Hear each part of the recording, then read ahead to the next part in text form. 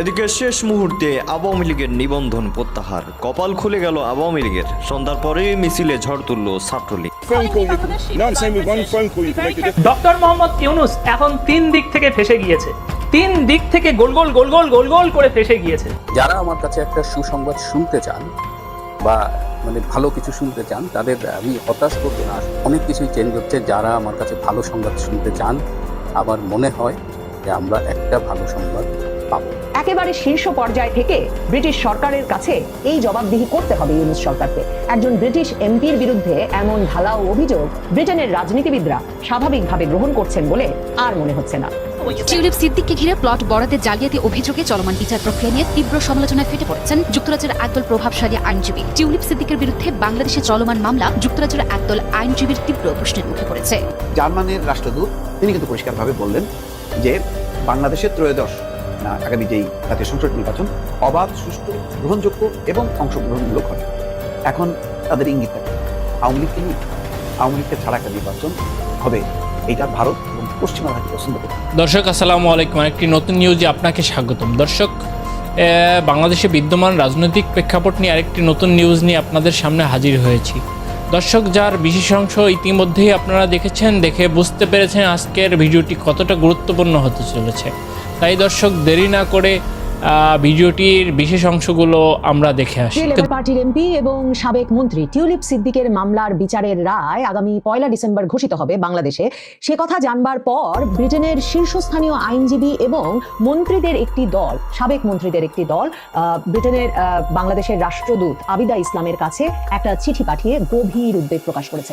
এই শীর্ষস্থানীয় আইনজীবীরা, যাদের মধ্যে এমনকি কনজারভেটিভ পার্টির বরিস জনসনের আমলের বিচারমন্ত্রী রবার্ট বাকল্যান্ড আছেন কনজারভেটিভ পার্টির অর্থাৎ টরিদের সময়কার অ্যাটর্নি জেনারেল, যেটি ব্রিটেনে একটা মন্ত্রী পদমর্যাদার পদ, সেই অ্যাটর্নি জেনারেল ডমিনিক গ্রিফ আছেন টনি ব্লেয়ার, প্রখ্যাত ব্রিটিশ প্রধানমন্ত্রী টনি ব্লেয়ারের স্ত্রী, আন্তর্জাতিকভাবে খ্যাত আইনজীবী শেরি ব্লেয়ার সহ 5 জন আইনজীবী, এবং তারা মিলে এই চিঠিটি পাঠিয়ে সরাসরি ইউনূস সরকার পরিচালিত এই বিচারকে অন্যায্য এবং কন্ট্রিভড সাজানো কিংবা বলা যেতে পারে মতলববাজির বিচার হিসেবে অভিহিত করেছেন। তারা বলেছেন যে যেই বিচারে টিউলিপ সিদ্দিককে কোনোভাবে তার মৌলিক অধিকারগুলোই রক্ষিত হয়নি, তাকে কোনোভাবে তার বিরুদ্ধে কি অভিযোগ সেটা যেমন অফিসিয়ালি বা আনুষ্ঠানিকভাবে জানানো হয়নি, ঠিক তেমনি এই বিচারে তাকে কোনোভাবেই তার নিজের পক্ষ ডিফেন্ড করার বা তার নিজের পক্ষের যুক্তিগুলো তুলে ধরার সুযোগ দেওয়া হয়নি। বাংলাদেশে এভাবে বিচার করা এবং ক্রমাগতভাবে সংবাদ মাধ্যমে উনি নানা রকম সম্পত্তি বানিয়েছেন, বাংলাদেশে প্রভাব খাটিয়েছেন, দুর্নীতি করেছেন, এরকম নানা রকম গল্প ছড়িয়ে বেড়ানো ঠিক হচ্ছে কিনা, এই প্রশ্ন যখন ডক্টর ইউনূসকে করা হয়েছিল, ডক্টর ইউনূস প্রশ্নের পিঠে প্রশ্নতে সেভাবে উত্তর দিতে না পেরে বলেছেন তিনি সম্পূর্ণ আস্থা রেখেছেন এবং তিনি চান বিচারের প্রক্রিয়ায় চলুক, এবং সে কারণেই তিনি টিউলিপ সিদ্দিকের সঙ্গে দেখা করতে চান না। এই ডক্টর ইউনূস হচ্ছেন সেই ডক্টর ইউনূস যিনি এমনকি 24 আগস্টের পর আন্তর্জাতিক সংবাদ মাধ্যমে সরাসরি এমন অভিযোগও করেছিলেন যে এই যে শেখ হাসিনার পরিবারের সদস্যরা, টিউলিপ সিদ্দিক সহ সবাই যারা হাজার হাজার কোটি টাকা বাংলাদেশ থেকে বিদেশে নিয়ে এসেছেন, তাদের উচিত এখন বাংলাদেশের জনগণের সম্পদ বাংলাদেশে ফেরত দেওয়া। এই আইনজীবীরা, এই ব্রিটিশ রাজনীতিবিদেরা এখন আবিদা ইসলামের কাছে পাঠানো চিঠি, যেই চিঠি তারা রাষ্ট্রদূতকে পাঠিয়েছেন, নিশ্চিতভাবেই রাষ্ট্রদূত দৃষ্টি আকর্ষণ করে এখন বাংলাদেশ সরকারের ঊর্ধ্বতন সকল কর্মকর্তাকে পাঠাবেন, প্রধান উপদেষ্টার কাছেও পাঠাবেন, সেই প্রত্যাশা করে একটা নোটিশের মতো, আইনি নোটিশের মতো হ্যান্ড ডেলিভার্ড হয়েছে বাংলাদেশের দূতাবাসে গিয়ে এই চিঠিটা হাতে হাতে পৌঁছে দেওয়া হয়েছে। সেই চিঠিটিতে তারা সরাসরি বলেছেন যে টিউলিপ সিদ্দিকের বিচারটা যেভাবে চলছে সেটাই আসলে আইনের শাসন নিয়ে বা ন্যায় বিচার নিয়ে পৃথিবী জুড়ে বড় বড় কথা বলে বেড়ানো ডক্টর ইউনূসের সময়ে যে ধরনের বিচার চলছে তার একটা নমুনা। প্রত্যেকটি খবরে ব্রিটেনের যেসব শীর্ষস্থানীয় দৈনিক বা শীর্ষস্থানীয় সংবাদ মাধ্যম টিউলিপ সিদ্দিকের পক্ষে কনজারভেটিভ সাবেক মন্ত্রী, কনজারভেটিভদের শীর্ষস্থানীয় আইনজীবী এবং ব্রিটেনের শীর্ষস্থানীয় আইনজীবীদের পাঠানো এই চিঠিটির খবর এসেছে, তারা প্রত্যেকে ওই খবরে এটাও উল্লেখ করছেন যে শুধু যে টিউলিপ সিদ্দিকের জন্য একটা বিচার হয়ে যাচ্ছে তাই নয়, টিউলিপ সিদ্দিকির খালা শেখ হাসিনাকেও এরই মধ্যে ইউনূসের আদালত মৃত্যুদণ্ড দিয়ে দিয়েছে। তার মানে টিউলিপের খালা শেখ হাসিনা যখন আন্তর্জাতিক সংবাদ মাধ্যমে একে ক্যাঙ্গারু কোর্ট হিসেবে অভিহিত করছেন আন্তর্জাতিক অপরাধ ট্রাইব্যুনালকে, তখন দুর্নীতি দমন কমিশনের মামলায় যে বিচার চলছে ব্রিটিশ এমপির বিরুদ্ধে, ব্রিটিশ সংবাদ মাধ্যম, ব্রিটিশ শীর্ষ আইনজীবীরা, ব্রিটিশ রাজনীতিবিদেরা, কনজারভেটিভ পার্টির এবং লেবার পার্টির আইনজীবীরা, রাজনীতিবিদেরা একে এক ইউনূসের জামানায় বাংলাদেশের আদালতকে ক্যাঙ্গারু কোর্ট বা একটা সাজানো আদালত হিসেবেই দেখছে, যারা রাজনৈতিক উদ্দেশ্য প্রণোদিত বিচার করছে। খবরগুলোতে এবং চিঠিতে আইনজীবীরা এই কথাটা বলেছেন যে ব্রিটিশ এমপিকে পলাতক হিসেবে দেখিয়ে বিচার করা হচ্ছে এমন একটি মামলায় দুর্নীতি দমন কমিশনের, যেখানে অভিযোগ করা হয়েছে যে টিউলিপ সিদ্দিকী নাকি তার খালা শেখ হাসিনার ওপর প্রভাব খাটিয়ে শেখ রেহানা এবং তার ভাই বোন মানে টিউলিপ সিদ্দিকীর ভাই বোনের জন্য জমি আদায় করে নিয়েছেন। মানে ভাবতেই তো পারছেন, মানে মামলাটা শুনলেই তো বোঝা যায় যে মামলাটা কি পরিমাণ সাজানো হতে পারে। মানে ব্রিটিশ এমপি টিউলিপ সিদ্দিকীকে কেন বাংলাদেশে গিয়ে শেখ হাসিনাকে তার বোন আর তার বোনের ছেলে মেয়েদেরকে জমি দেওয়ার জন্য প্রভাবিত করতে হবে, যেখানে টিউলিপ সিদ্দিক জমি পান নাই, সেটা কিন্তু একটা খুব উল্লেখযোগ্য প্রশ্ন হতেই পারে। কিন্তু ধরুন ওই প্রশ্ন করেন নাই এই আইনজীবীরা, তারা বলেছেন টিউলিপ সিদ্দিক এই অভিযোগ অস্বীকার করছেন, তিনি একে রাজনৈতিক উদ্দেশ্য প্রণোদিত বলছেন। কিন্তু প্রশ্ন হচ্ছে কি কারণে বাংলাদেশ সরকার ইন অ্যাবসেন্সিয়া বা পলাতক দেখিয়ে, অনুপস্থিত দেখিয়ে বিচার করবে টিউলিপ সিদ্দিকের? কারণ টিউলিপ সিদ্দিক তো ব্রিটেনের একজন এমপি এবং বাংলাদেশ সরকারের যদি সত্যি সাবস্ট্যান্সিয়াল, গুরুতর এবং তথ্য প্রমাণ সাপেক্ষে দেওয়ার মতো কোনো অভিযোগ থাকতো, তাহলে বাংলাদেশ সরকারের উচিত ছিল টিউলিপ সিদ্দিককে আইনের মুখোমুখি করবার জন্য সরাসরি হাউস অফ কমন্স বা ব্রিটিশ পার্লামেন্টে চিঠি লেখা। কারণ টিউলিপ সিদ্দিকী তো হারিয়েও যান নাই, তিনি তার নির্বাচনী এলাকায় কাজ করছেন, তিনি নিয়মিত পার্লামেন্টের অধিবেশনে যোগ দিচ্ছেন, তিনি ব্রিটিশ পার্লামেন্টের একজন গুরুত্বপূর্ণ সদস্য। তাহলে হাউস অফ কমন্সে যদি বাংলাদেশ সরকার চিঠি লিখত এবং বাংলাদেশ সরকার যদি যথাযথ অভিযোগ, সাক্ষ্য, প্রমাণ ব্রিটিশ পার্লামেন্টে হাজির করতে পারত এই ফৌজদারি অপরাধের যে মামলা চলছে এই ব্রিটিশ এমপির বিরুদ্ধে সে বিষয়ে, তাহলে তো যুক্তরাজ্যের সঙ্গে বাংলাদেশের যে প্রত্যর্পণ চুক্তি আছে সে অনুসারে যুক্তরাজ্য সরকার এবং যুক্তরাজ্যের সংসদ সিদ্ধান্ত নিতে পারত যে তারা এই ব্রিটিশ এমপিকে বাংলাদেশের কাছে প্রত্যর্পণ করবে, যাতে বাংলাদেশেই তিনি আইনি লড়াই চালাতে পারেন। তো এই আইনজীবীরা প্রশ্ন তুলছেন যে ঠিক কোন গ্রাউন্ডে, কিসের ভিত্তিতে টিউলিপ সিদ্দিককে পলাতক হিসেবে ধরে ইউনূস সরকারের আমলে বিচার করা হচ্ছে, যখন টিউলিপ সিদ্দিক প্রকাশ্যে যে দেশে তিনি স্থায়ীভাবে বসবাস করছেন সেই দেশটিতে তিনি তার কর্মকাণ্ড চালিয়ে যাচ্ছেন। দেখেন, টিউলিপ সিদ্দিক এই প্রশ্ন সংবাদ মাধ্যমের কাছে, ব্রিটিশ সংবাদ মাধ্যমের কাছে জানুয়ারিতে তিনি যখন এই বাংলাদেশে গত বছর আগস্ট থেকে তার বিরুদ্ধে যেসব অভিযোগ উঠতে থাকলো এবং তিনি পুতিনের সঙ্গে তার খালার সঙ্গে বৈঠকে গিয়ে রূপপুর পারমাণবিক প্রকল্পের যে কাজ বাংলাদেশে শুরু হয়েছে সেখানে তিনি দুর্নীতি করেছেন, তিনি ব্রিটেনে দুর্নীতি করে সম্পদ বানিয়েছেন, এরকম নানা অভিযোগে যখন তাকে জর্জরিত করে ফেলা হলো মিডিয়া ট্রায়ালে, সংবাদ মাধ্যমে নানা রকম খবর প্রকাশ করে, তখন টিউলিপ সিদ্দিক জানুয়ারি মাসে তাকে যখন লাউরি ম্যাগনাসের কমিশন, সরকারের যে এ ধরনের অভিযোগ তদন্তকারী কমিশন, সর্বোচ্চ কমিশন, সেই কমিশন নির্দোষ অভিহিত করার পরেও তিনি জানুয়ারিতে কিন্তু পদত্যাগ করলেন সিটি মিনিস্টারের পদ থেকে। এবং পদত্যাগ করবার পর তিনি ফেব্রুয়ারি মাসেও সংবাদ মাধ্যমকে সরাসরি বললেন, যখন তার বিরুদ্ধে বাংলাদেশে গ্রেফতারি পরোয়ানা জারি হলো, তিনি বললেন যে বাংলাদেশে তার বিরুদ্ধে কি অভিযোগ জারি হয়েছে এবং কেন, কোন ঠিকানায় তার বিরুদ্ধে গ্রেফতারি পরোয়ানা জারি করা হচ্ছে বা অভিযোগপত্র পাঠানো হচ্ছে সেটি সম্পর্কে তার কোনো ধারণা নাই। এবং এরপর ইউনূসকে লেখা চিঠিতেও তিনি আবারও মনে করিয়েছিলেন যে আপনি নিশ্চয়ই জানেন, মানে ডক্টর ইউনূসকে লেখা চিঠিতে, যে আপনি নিশ্চয়ই জানেন যে বাংলাদেশকে আমি ভালোবাসি, আমার হৃদয় দিয়ে ভালোবাসি, কিন্তু সেটা ওই দেশ নয় যে দেশে আমি জন্মেছি, যে দেশে আমি বড় হয়েছি এবং যে দেশে আমি ক্যারিয়ার গড়েছি, মানে সেই দেশটা তো যুক্তরাজ্য। এবং সেটা উল্লেখ করে তিনি বলেন যে আপনি নিশ্চয়ই বুঝছেন যে বাংলাদেশে এ ধরনের অভিযোগের পর অভিযোগ আসতে থাকা হ্যামস্টেড এবং হাইগেটে জনপ্রতিনিধি হিসেবে আমার কাজকে বাধাগ্রস্ত করছে।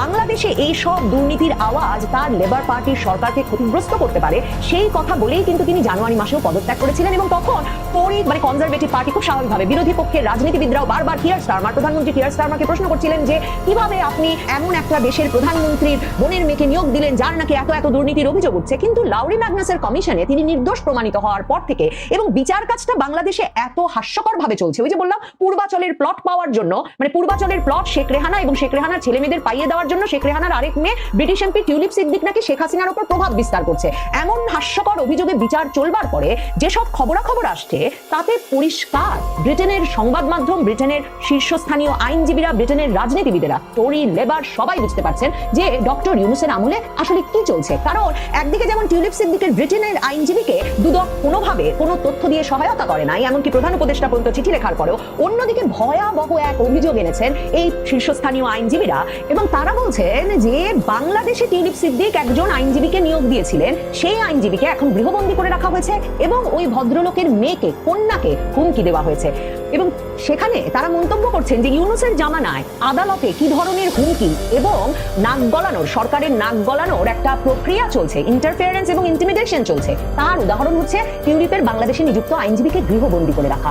এই হাই প্রোফাইল আইনজীবীরা ব্রিটিশ সংবাদ মাধ্যমগুলো লিখছে যে তারা তাদের উদ্বেগের একটা বড় কারণ হিসেবে চিহ্নিত করেছেন যে ডক্টর ইউনূস সহ প্রধান উপদেষ্টা সহ দুদকের শীর্ষস্থানীয় কর্মকর্তারা যেভাবে টিউলিপ সিদ্দিকের বিরুদ্ধে মিডিয়া ট্রায়াল চালিয়ে যাচ্ছেন, মানে সংবাদ মাধ্যমে ঢালাও অভিযোগ করে যাচ্ছেন, এমন ঢালাও অভিযোগের পর আদালতের পক্ষে নিরপেক্ষভাবে আর বিচার করা সম্ভব বলে তারা মনে করেন না। মানে আপনি যদি কাউকে খুনি হিসেবে ধরে নিয়ে বা দুর্নীতিবাজ হিসেবে ধরে নিয়েই বিচার শুরু করেন, তাহলে মানে সরকারের শীর্ষ কর্মকর্তা থেকে সবাই মিলে যদি সেই রব তুলতে থাকেন, তাহলে সেই দেশের আদালতে তো বিচার হতে পারে না। এই আইনজীবীরা তাই বলছেন, তারা আশা করেন যে টিউলিপ সিদ্দিকির বিরুদ্ধে দুর্নীতির অভিযোগে যে যাবজ্জীবন কারাদণ্ডের আবেদন করেছে সরকার পক্ষের আইনজীবীরা, তারা আশা করেন ওই বিচারের রায় দেওয়ার আগে সরকার আদালত এই সবগুলো খুঁত সংশোধন করবে, সবগুলো বিচারের ত্রুটি সংশোধন করবে এবং তারপর এই রায় দেওয়া নিয়ে ভাববে। আবিদা ইসলাম বাংলাদেশের রাষ্ট্রদূত যুক্তরাজ্যে, তার সঙ্গে যোগাযোগের চেষ্টা করেছিলেন গার্ডিয়ান, স্কাই নিউজ সহ ব্রিটেনের শীর্ষস্থানীয় সংবাদ মাধ্যমগুলো। তবে খুব স্বাভাবিকভাবে আবিদা ইসলামের কাছ থেকে কোনো জবাব পাওয়া যায় নাই। তবে সম্ভবত একেবারে শীর্ষ পর্যায় থেকে ব্রিটিশ সরকারের কাছে এই জবাবদিহি করতে হবে ইউনূস সরকারকে। একজন ব্রিটিশ এমপির বিরুদ্ধে এমন ঢালাও অভিযোগ ব্রিটেনের রাজনীতিবিদরা স্বাভাবিকভাবে গ্রহণ করছেন বলে আর মনে হচ্ছে না। আপনাদেরকে বলেছিলাম যে নির্বাচনের সময় ঘনিয়ে আসার সাথে সাথে যারা বাংলাদেশ নিয়ে চিন্তা করে, বাংলাদেশে একটা গণতান্ত্রিক রাষ্ট্র হিসেবে যারা বিকাশের চিন্তা করে এবং গণতান্ত্রিক একটা নির্বাচন এইগুলো দেখতে চায়, তারা কিন্তু অংশগ্রহণমূলক নির্বাচন করে, স্বচ্ছ, জবাবদিহি এবং অংশগ্রহণমূলক নির্বাচন। আজকে জার্মানি সেই কথাটা বলছে। তারা ডিকাপ অর্থাৎ ডিপ্লোম্যাটিক করেসপন্ডেন্ট অ্যাসোসিয়েশন, তাদের সাথে যে মত বিনিময়ে তারা পরিষ্কার করে বলেছে যে বাংলাদেশে অবাধ অংশগ্রহণমূলক নির্বাচন দেখতে চায় জার্মানি। এখন এই অংশগ্রহণমূলক নির্বাচনের থিওরিটা, দৃষ্টিভঙ্গিটা, এটা কিন্তু বিশ্লেষণ করা, এটা তারা পরিষ্কার অতীতেও কিন্তু পরিষ্কার করেনি, কিন্তু আকার ইঙ্গিতে তারা বলতো যে বিএনপি জামাতকে নিয়ে নির্বাচন করো যাতে বিতর্ক না হয়, কোনো একটা অংশকে বাদ দিয়ে নির্বাচন হয় না। জার্মানি কোন লাইনে বলছে? জার্মান পরিবর্তিত প্রেক্ষাপটে কি সেই লাইনে বলছে, নাকি যেই দলগুলো এখন আছে, মানে হাসিনা বিরোধী যে দলগুলো, তারা যাতে সবাই অংশ নেয়, তো তারা তো সবাই অংশ নেবেই, তারা তো নির্বাচনে কাজ করতেছে। তাহলে এই ইঙ্গিতটা কিসের ইঙ্গিত দিল জার্মানি? এর আগে দেখেন যুক্তরাজ্যের একজন মন্ত্রী আসলো উন্নয়ন বিষয়, সেখান থেকে উনি কি বলেন আমরা জানলাম না। ডক্টর মোহাম্মদ ইউনূস বললেন যে আওয়ামী লীগের আগামী নির্বাচনে অংশ নেওয়ার কোনো সম্ভাবনা নেই, কারণ তাদের নিবন্ধন নেই, তাদের প্রতীক নেই। নির্বাচন কমিশন যেহেতু তাদের নিবন্ধন প্রতীক দেয়নি এবং একই সঙ্গে আদালত যেহেতু তাদের উপরে সাময়িক নিষেধাজ্ঞা দিয়েছে কার্যক্রমের উপরে, সুতরাং তারা অংশ নিতে পারবে না। তারপর দেখলাম যে আয়ারল্যান্ডের সম্ভবত একজন মন্ত্রী দেখা করি, সেখানে কিন্তু একই কথা উচ্চারিত। এগুলো হলো পশ্চিমা গণতান্ত্রিক দেশ। এর মধ্যে গুরুত্বপূর্ণ দেশ হচ্ছে জার্মান। জার্মান কিন্তু আগে খুব একটা তৎপর ছিল না, ফ্রান্সও অত তৎপর ছিল না। সেই ফ্রান্সের রাষ্ট্রদূত হঠাৎ করে দেখলাম কালকে ডক্টর মোহাম্মদ ইউনূসের সঙ্গে দেখা করছে, তারা সম্পর্কে এগিয়ে নেওয়ার কথা বলছে। কিন্তু আসলে কি শুধুই তাই? নির্বাচনকে সামনে রেখে তারা কি কোনো বক্তব্য দিচ্ছে না? হয়তো দিচ্ছে, আমরা পুরোটা জানি না। কিন্তু জার্মানের রাষ্ট্রদূত ডক্টর রুডিগার রোডস, তিনি কিন্তু পরিষ্কারভাবে বললেন যে বাংলাদেশের ত্রয়োদশ আগামী যেই জাতীয় সংসদ নির্বাচন অবাধ, সুষ্ঠু, গ্রহণযোগ্য এবং অংশগ্রহণমূলক হবে। এই শব্দগুলো যদি হাসিনার আমলে ব্যবহার করতেন মার্কিন রাষ্ট্রদূত বা ব্রিটিশ হাইকমিশনার, তাহলে আমরা ধরে নিতাম তারা বিএনপি জামাতকে উদ্দেশ্য করে করছে। এখন কার উদ্দেশ্যে করছে? এখন তাদের ইঙ্গিত আওয়ামী লীগকে নিয়ে, এটা কি বলতে চাচ্ছে? নাম কিন্তু তারা অতীতেও বলেননি, এবারও বলছেন না। এখন বুঝে নিতে হবে যে সেটা কি হতে পারে। রাষ্ট্রদূত বলছেন যে আগামী নির্বাচনে ভোটারদের উপস্থিতি বেশি হবে, ভালো। প্রধান উপদেষ্টা যে 60% ভোটদানের সম্ভাবনার কথা বলেছেন, সেটির সঙ্গে তারা একই সঙ্গে তিনি প্রচারণায় সময় রাজনৈতিক সহিংসতা কমে আসবে এই প্রত্যাশা করছেন। তো দেখেন, হয়তো ইঙ্গিতটা আরও পরিষ্কার। ভারত ইতিমধ্যে পরিষ্কারভাবে সম্বোধন বলে দিয়েছে অজিত দোভাল ডক্টর খলিলুর রহমানকে আওয়ামী লীগকে নিতে হবে, আওয়ামী লীগকে ছাড়া একটা নির্বাচন হবে, এটা ভারত এবং পশ্চিমারা হয়তো পছন্দ করছে না। তারা যে কোনো ফর্মে তারা ওই বিচারের জায়গায় রাখতে চাচ্ছে, আর আওয়ামী লীগের যে রাজনৈতিক অধিকার সেটাকে সমুন্নত রাখতে হচ্ছে। এটা কি সম্ভব? এটা আপাতত অসম্ভব বা বর্তমান পরিস্থিতিতে। তাহলে বাংলাদেশের এই পরিস্থিতির কারণে কি তারা তাদের অবস্থান বক্তব্য ঘুরাবে না? তারা এটা অতীতেও যেমন বলে গেছে, মানে এখনো বলছে, আগামীতেও। এখন এটা এক ধরনের রাজনৈতিক চ্যালেঞ্জ যে আমরা আগামী সংসদ নির্বাচনের মধ্য দিয়ে বিভাজন নাকি ঐক্যবদ্ধ করব, এবং এটা কি আদৌ সম্ভব?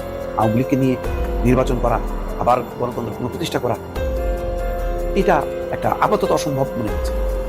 হয়তো কালের প্রবাহে, মানে 1-2 বছর 4 বছর যাওয়ার পর সেটা হয়তো একটা বাস্তবতা হবে, কিন্তু আপাতত আমিও কোনো সম্ভাবনা দেখি না, যদিও পশ্চিমারা তাদের মৌলিক যে অবস্থান, সেই অবস্থান থেকে তারা বিচ্যুত হবে না।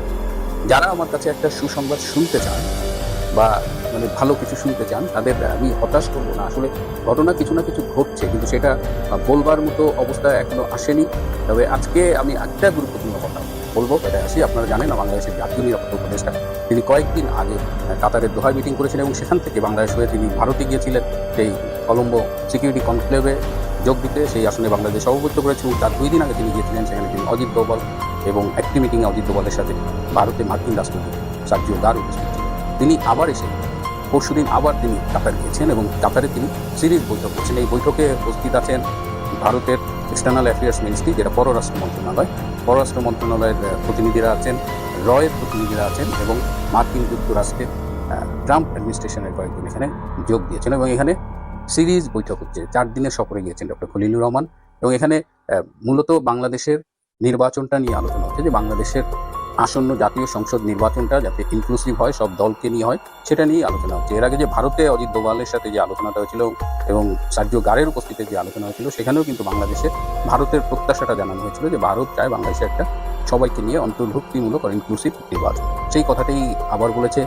বাংলাদেশ আওয়ামী লীগের কার্যক্রম নিষিদ্ধ করা হয়েছে, সেই কার্যক্রমের উপরে নিষেধাজ্ঞা তুলে নেওয়ার ব্যাপারেও আলাপ হয়েছে এবং বর্তমানে অসংখ্য নেতাকর্মী মিথ্যে মামলায় কারাগারে বন্দী রয়েছেন, তাদের মুক্তি, জামিন, এই বিষয়টি নিয়ে আলাপ হয়েছে। এবং এই যে সম্প্রতি আইসিটিতে যে প্রহসনের বিচারের মাধ্যমে শেখ হাসিনার একটি ফাঁসির রায় দেওয়া হয়েছে, সেটি নিয়েও আলোচনা করা হয়েছে এবং ভারতের পক্ষ থেকে খুব স্পষ্ট করে বলা হয়েছে যে কোনো বিচারের মানদণ্ডেই এটি গ্রহণযোগ্য নয়। এখানে ডক্টর খলিল ছিলেন। ডক্টর খলিল দীর্ঘদিন আমেরিকায় থাকার কারণে তার মধ্যে কিছু বিষয়ে ভালো ডেভেলপ হয়েছে, যেটা পাশ্চাত্যের প্র্যাকটিসটা তিনি করেন।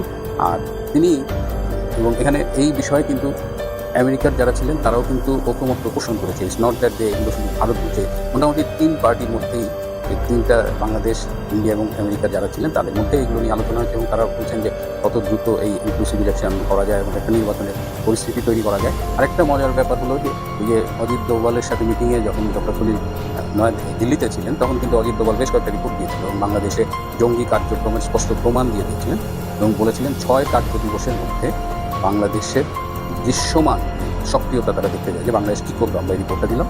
তো ডক্টর খলিল তার সাথে বেশ কিছু ছবি নিয়ে গিয়েছিলেন যে 4টি সীমান্ত এলাকায়, বাংলাদেশ ভারতের 4টি সীমান্ত এলাকায়, উত্তরবঙ্গে, তারপরে ব্রাহ্মণবাড়িয়া, কুমিল্লা, এরকম মোট 4টি সীমান্ত এলাকায় যেখানে জঙ্গি কার্যক্রম ছিল, সেইখানে বাংলাদেশ মিলিটারি অপারেশন চালিয়ে সেই জঙ্গি আস্তানাগুলো গুড়িয়ে দিয়েছে এবং জঙ্গি কার্যক্রম সেখানে বন্ধ করে দিয়েছে।